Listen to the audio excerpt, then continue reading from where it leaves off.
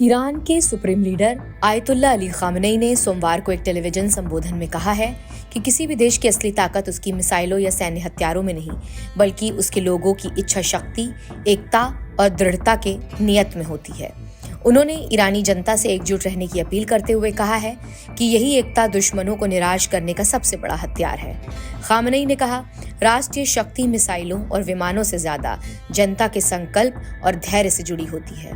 आपने पहले भी विभिन्न मोर्चों पर अपनी दृढ़ता दिखाई है और एक बार फिर दुश्मन को ये दिखाना है और अब दिखाने का समय भी आ गया है।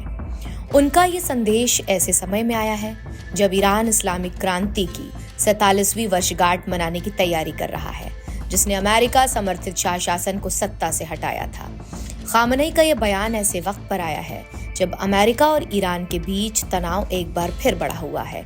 पिछले सप्ताह ओमान की मध्यस्थता में मस्कट में अमेरिकी और ईरानी प्रतिनिधियों के बीच अप्रत्यक्ष बातचीत हुई थी। ये बातचीत ऐसे समय में हुई है जब अमेरिका ने ईरान के पास अपने नौसैनिक बलों की तैनाती बढ़ा दी है और तेहरान ने किसी भी संभावित हमले का कड़ा जवाब देने की चेतावनी दी है। ईरानी अधिकारियों ने साफ कर दिया है कि वो अपने मिसाइल कार्यक्रम को किसी भी बातचीत के एजेंडे में शामिल करने को तैयार नहीं है। ईरान के पास मिडिल ईस्ट के सबसे बड़े मिसाइल जखीरे में से एक है। साथ ही तेहरान ने यह भी दोहराया है कि वो यूरेनियम संवर्धन के अपने अधिकार की अंतर्राष्ट्रीय मान्यता चाहता है। इसी बीच खामनेई के करीबी सलाहकार और ईरान के राष्ट्रीय सुरक्षा परिषद के सचिव अली लिराजानी मंगलवार को ओमान का दौरा करेंगे। ये दौरा ऐसे समय में ईरान के हालिया प्रत्यक्ष वार्ता के बीच हो रहा है, जिससे संकेत मिलते हैं कि दोनों पक्ष फिलहाल टकराव के बजाय कूटनीतिक रास्ते खुले रखना चाहते हैं।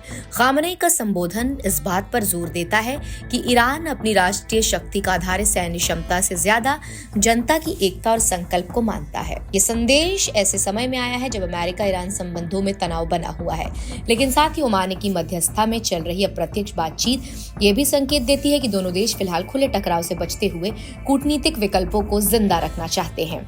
ईरान जहां अपने मिसाइल कार्यक्रम और यूरेनियम संवर्धन के अधिकार पर कोई समझौता नहीं करना चाहता, वहीं उसकी लीडरशिप शैली घरेलू एकजुटता को मजबूर कर बाहरी दबावों का सामना करने की रणनीति दिखाती है। कुल मिलाकर हालात तनावपूर्ण हैं, पर बातचीत के दरवाजे अभी बंद नहीं हुए हैं। इस पूरे घटनाक्रम से अमेरिका को यह संदेश जाता है कि ईरान बाहरी दबाव, सैन्य धमकियों या प्रतिबंधों के आगे झुकने वाला नहीं है और अपनी राष्ट्रीय शक्तियों को हथियारों से ज्यादा जनता की एकता और संकल्प में देखता है। खामनेई का बयान ये साफ करता है कि ईरान अपने मिसाइल कार्यक्रम और यूरेनियम संवर्धन जैसी बुनियादी मुद्दों पर किसी तरीके का समझौता करने के मूड में नहीं है। साथ ही ओमान की मध्यस्थता में जारी अप्रत्यक्ष वार्ता और ईरानी अधिकारियों के कूटनीतिक प्रयास ये संकेत देते हैं कि वो तेहरान टकराव से बचना चाहता है, लेकिन अपनी शर्तों के बातचीत के लिए तैयार है।